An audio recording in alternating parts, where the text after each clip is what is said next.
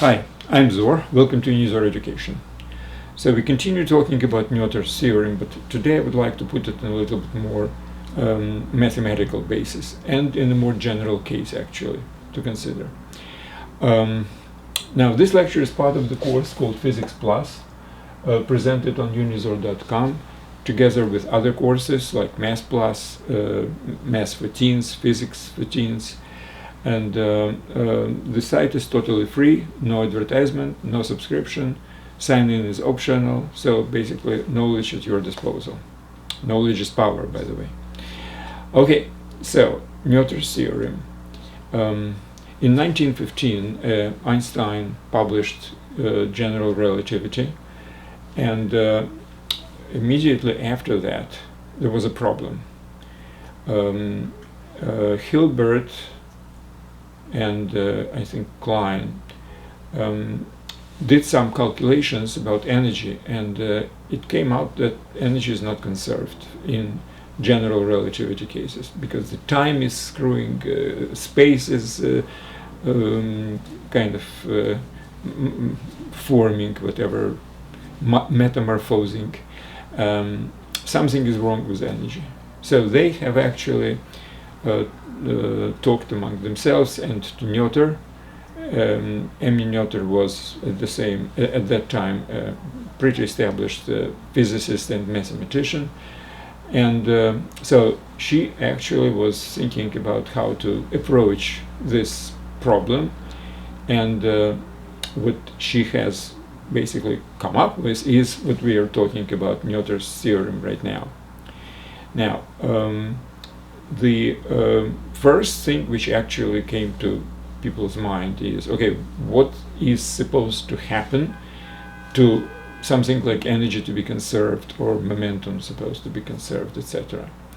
Now, they by that time were obviously quite familiar with the state of the physics, and Lagrangian was known, action functional was known. So basically the question was, what actually happens with action functional? Because if action functional is, relatively speaking, like preserved or constant during the infinitesimal change of trajectory, then maybe there is some conservation law would follow. So let's talk about one particular word which physicists like to use in this case. They use the word symmetry. Now, what is symmetry? For instance, square is symmetrical if you will turn it by 90 degrees this way. So the transformation of a circle, if it's a 90-degree transformation, equals to the same square. It's exactly the same square, right? Now, speaking about circle, transformation by any rotation by any angle of the circle would be the same circle. So this is symmetry. So symmetry is such a transformation which, applied to an object, result with the same object. Okay, fine. Now, in this particular case, we are talking about transformation of time and space. Is there any transformation of time and space such that if trajectory had certain functional, action functional, T1, T2, this is functional, what Q, this is Q is trajectory in generalized coordinate, Q1, Q2, Qn, etc. This is Lagrangian from Q, velocity and time. So dt. So this is trajectory, Q is trajectory, function of time basically, doesn't matter. So this is Lagrangian, and this is action functional. If action functional will turn into itself, I mean, will have exactly the same value, basically. If trajectory is changed somehow, and time as well, by the way. So it's a space-time together.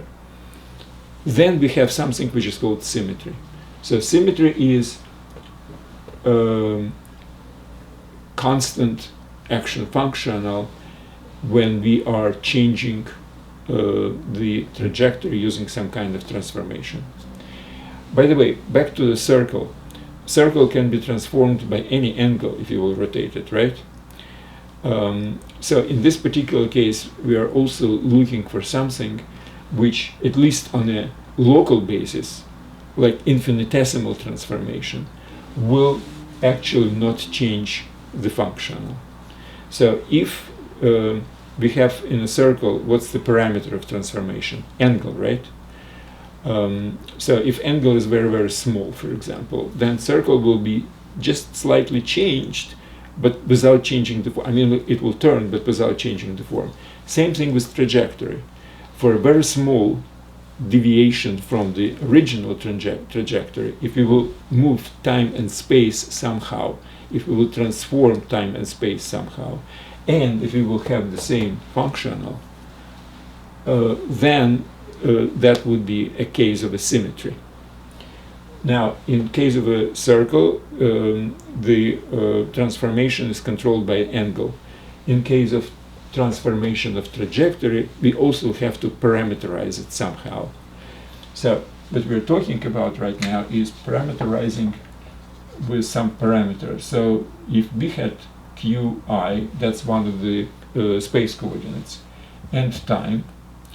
Now qi would go to qi with some parameter alpha, and t would go to some parameter, epsilon, with some parameter epsilon, which is some kind of a function, qi of epsilon. So these are all time and space.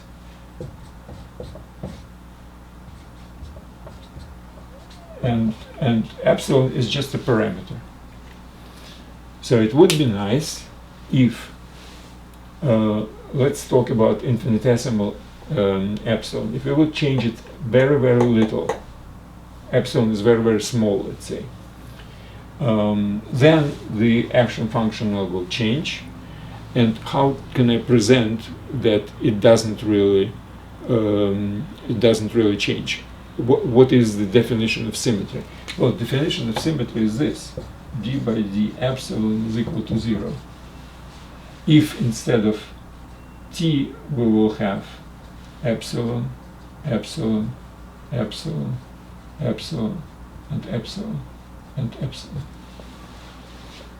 So now we're talking about transformation of space-time coordinates, which in turn transforms the action functional. And I should actually put q here as well. So q will be epsilon q, transformed. So the same action functional of transformed trajectory should not be changed, actually. So the derivative by epsilon should be equals to 0. That's the definition of symmetry, basically. Now, how can we basically calculate this? Well, with q and t is kind of easy, because eventually we will just do the partial derivative, etc., and ultimately we will just do partial derivative of qi and t by epsilon, no problem. The problem is actually velocity, q prime. And this is the subject of this lecture, because only after we will know how to transform the velocity, we will be able to go further and prove the whole theorem. So today I will try to do it as fast as possible because of the time concern. I mean, lecture should have some normal period of time, not an hour, something like 40 minutes maybe. I will try to capture your attention. In any case, the lecture, as any other lecture on unizor.com, has notes, and notes has all these calculations which I will try to present in as fast way as possible. All right, so my purpose today is to find out what is the velocity transformation, how this velocity transformation, and in particularly how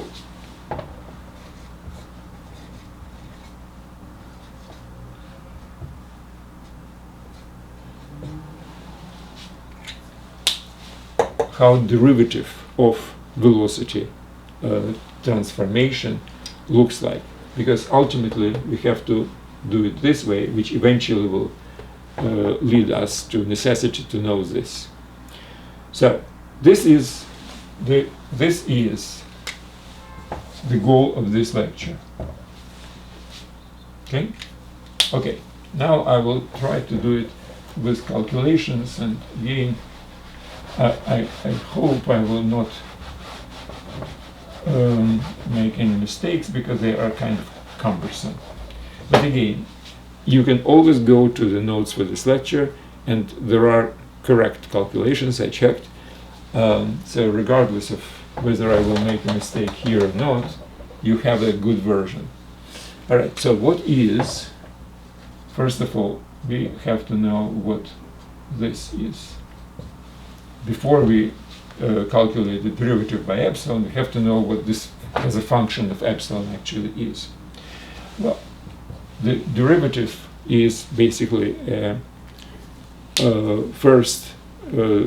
velocity is first derivative of the space coordinate by time, right? But the problem is we are changing space coordinates, transform, and we change the time as well. So that's basically it. It's q epsilon I by dt epsilon. So it's transformed by transformed. Now this is actually a complication. If just by dt, that would be easy, because this is a function qi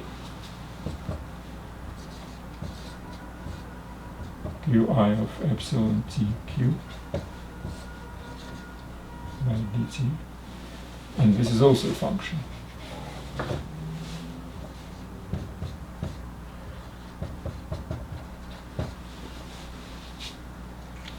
So without this in the denominator, we will just have time which is not changing. That would be easy.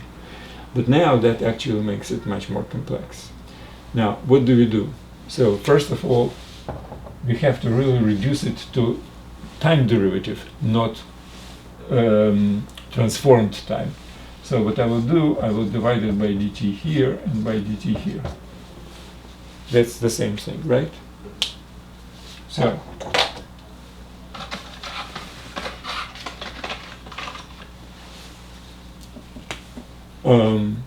okay, let's just do it. This is the full derivative by time.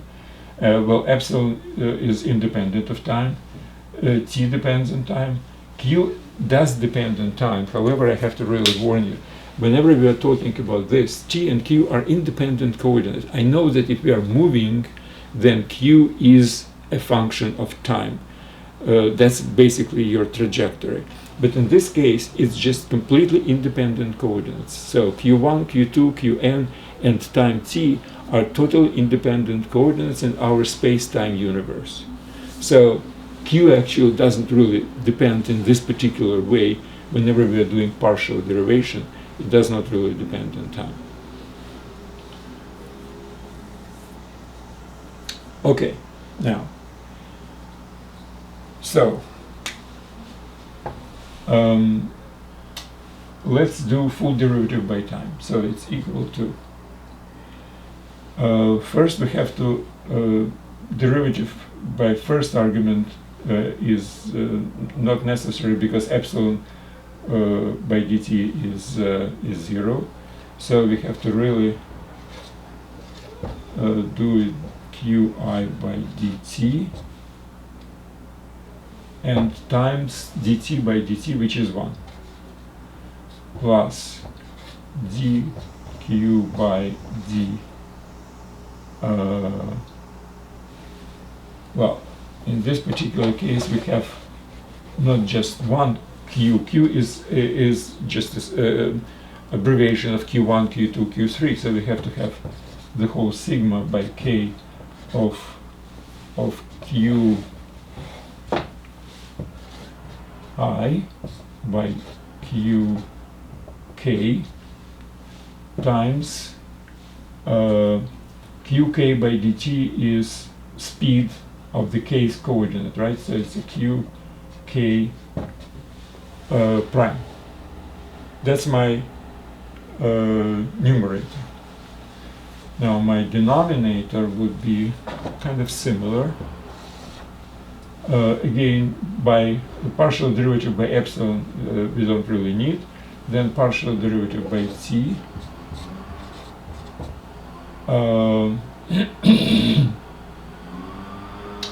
Times 1, again, t by t, plus, again, the same sigma.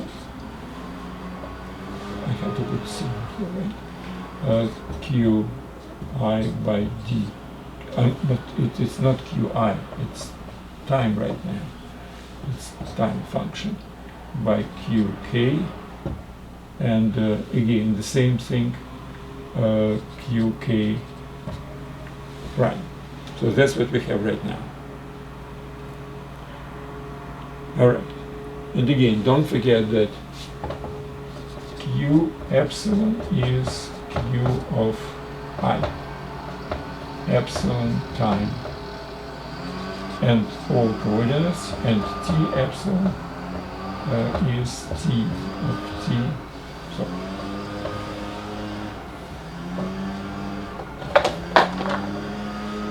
epsilon tq. Okay. So how can we do it a little bit easier right now? Well, to do it easier is the following. We are talking about very small epsilon, right?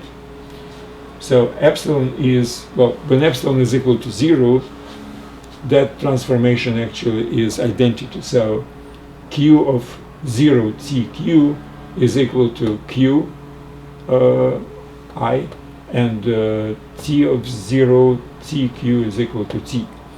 So whenever the epsilon is infinitesimally incrementing, we can always use something like a Taylor representation.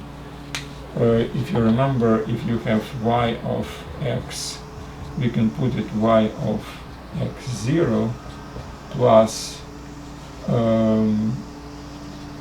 dy, dy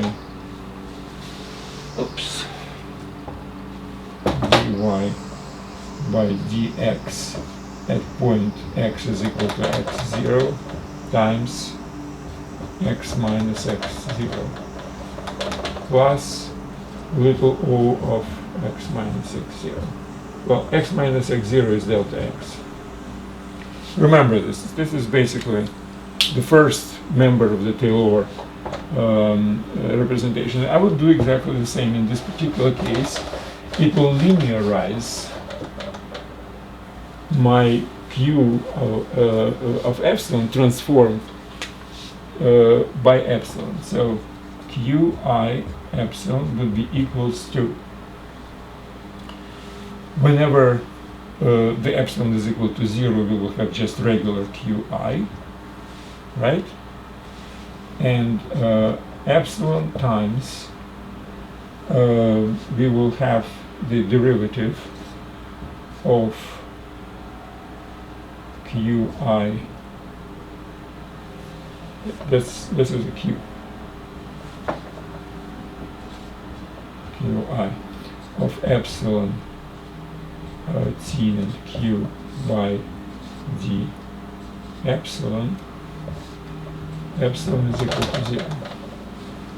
So we are representing incremented function, non-incremented function. This is epsilon is increment, something which used to be delta x in a y is equal to y of x, plus this is the function we are differentiating, and epsilon is equal to 0. That's actually when q epsilon is equal to qi, plus little o of epsilon, right? And now it's easier to differentiate this thing. So in this particular case, it will be the following.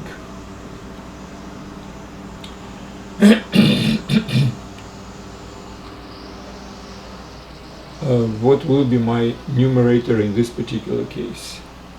Okay, if I will represent my numerator using this type of things, And by the way, there is a very good thing if I will define this as C of T and Q. Okay?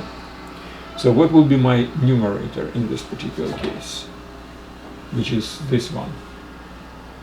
So instead of Qi, I will use this, and this is represented as this. So I have to really do this, differentiate by time.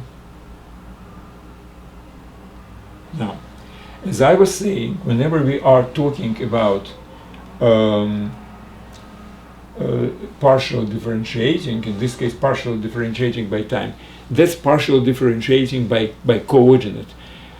And Q is just a coordinate. It's not Q as a function of time as we are moving along the trajectory. It's just a coordinate in a time-space universe. So they are independent. So whenever we are partially deriving by t, that's actually 0. Partial derivation of this by t would be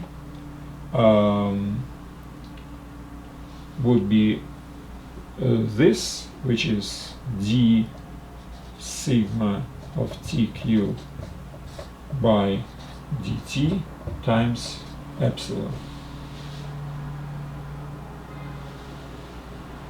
And this is little o, which is disregarded because it's infinitesimally lower than this epsilon. Plus epsilon is independent of time anyway. So this is, so that's what it will be. Now the second thing, plus sigma, again, this qi by qk. Well, if now my first component of qi is capital Qi is the lowercase, the coordinate. If k is equal to this coordinate, it will be 1. If k is not equal, then di by dq would be 0, right? So it's I'm using the symbol delta ik, which means 1 if I is equal to k and 0 if not equal to k, plus this derivative of c tq by d qk times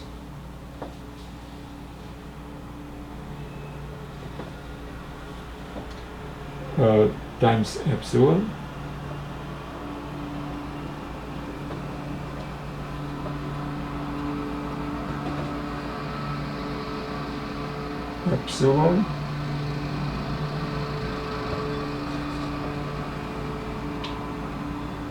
all right, qi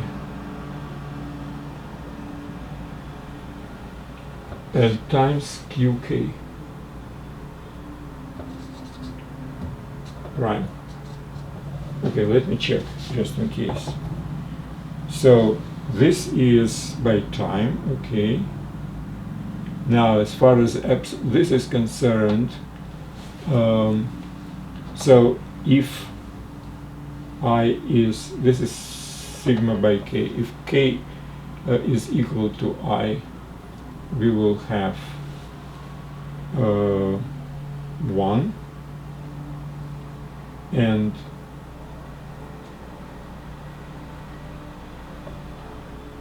okay,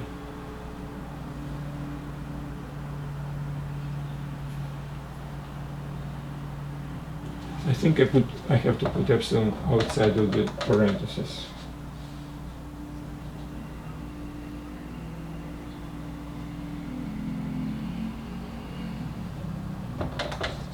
All right, let me check. Epsilon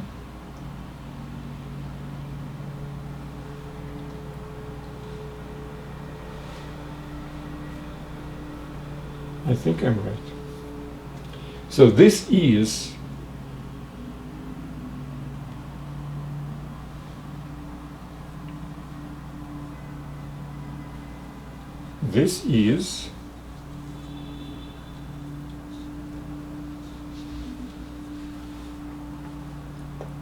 Okay.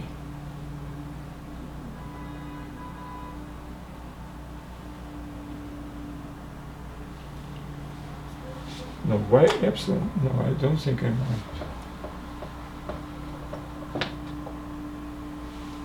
Let me think about it. Okay. Epsilon times this. This is this. Okay. If I have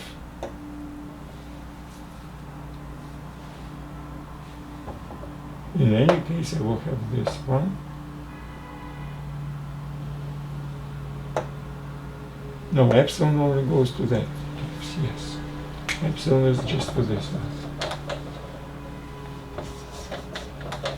And this is delta.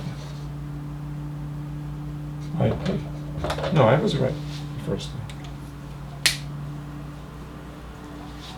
Because this is completely independent thing. And only then I multiply delta yeah. So whenever we are summarizing this, it will be for I is equal to k, it will be 1, and all other will be 0. So this is like a 1 sigma, and this is like another sigma. We can do it like 2 sigmas by k. One is this, and another is that. But then all together should be multiplied by qk. All right, fine.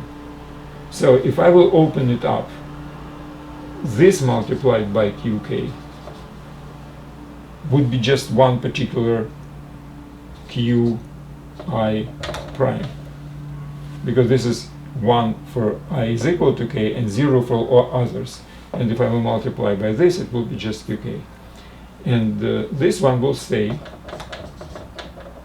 xi dxi of tq by dqk. Now that stays. And all together, what do we have? We have this, and we have this. And here I would like you to notice that what it's equal to, it's equal to qi prime, which is this one. Now this plus this, I will just write it down and you will see that this is correct. It's d by dt of xi ik. This is the full derivative, because this is partial derivative. No, what am I saying? Yeah, I'm sorry. It's tq. So, because this is partial derivative of t by this epsilon, and this is sigma of partial derivative by each one of those by dt. I have to qk. So partial derivative by q, and times derivative of q by time, which is this one. So this one is this one. Yeah. Times epsilon. Okay, I got it.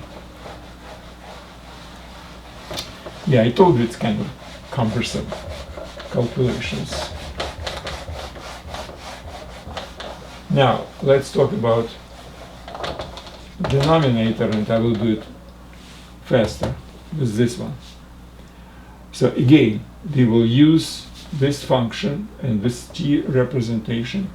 T epsilon is equal to t plus epsilon times dt by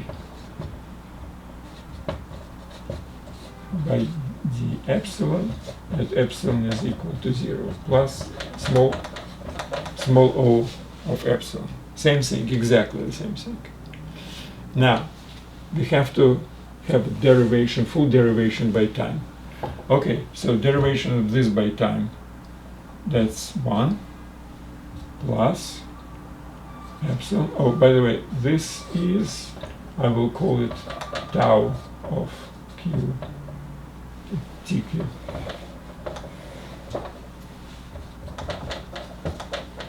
Plus epsilon, and here we will have derivation of this by time, which is what? dt by d, not dt, sorry, d tau.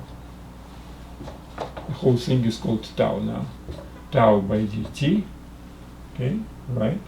Plus sigma d tau by dqk times qk, right? Epsilon is multiplied. And this is my denominator.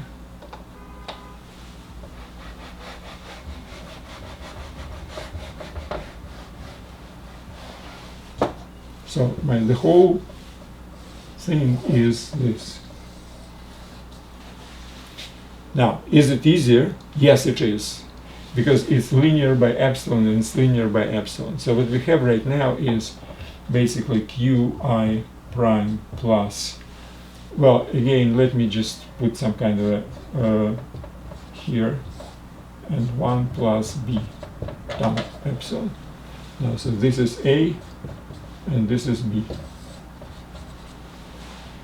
It's still not linear by epsilon, but I can make it linear in a kind of an easy way.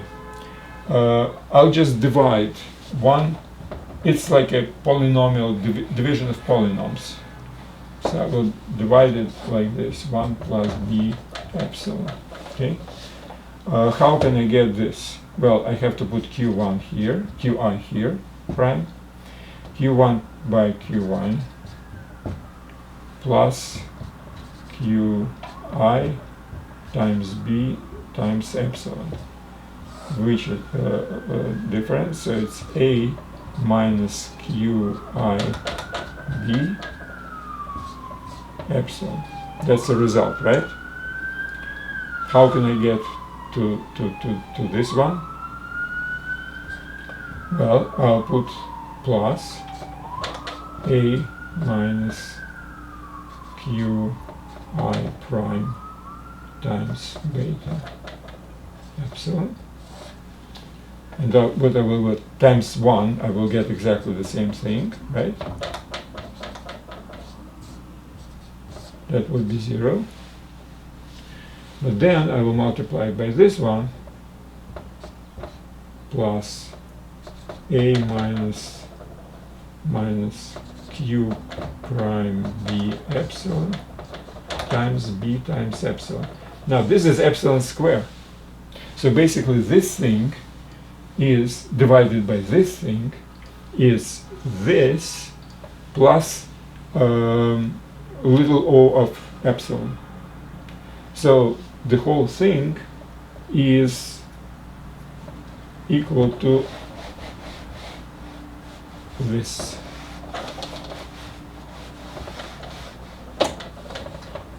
This is equal to this plus little o of epsilon. Now, why did I need this linearization by epsilon?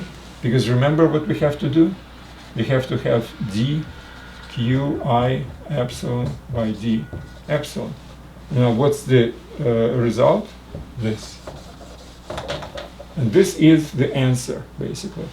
So this thing is equal to a, which is d by dt of c of tq, minus b, which is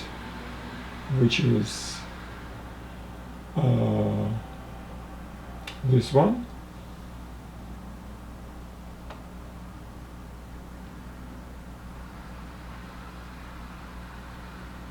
well, I'll use b.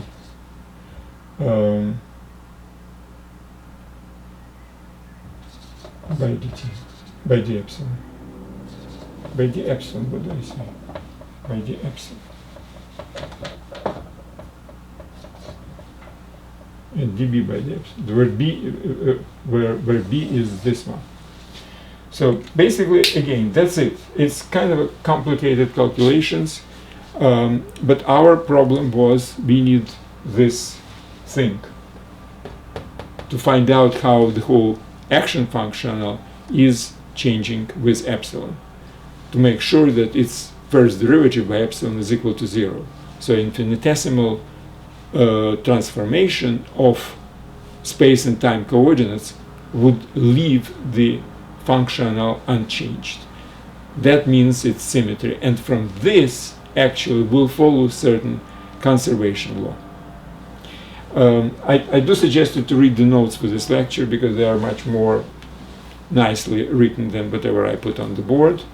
Well, other than that, that's all I wanted to talk about today. So thanks very much and good luck.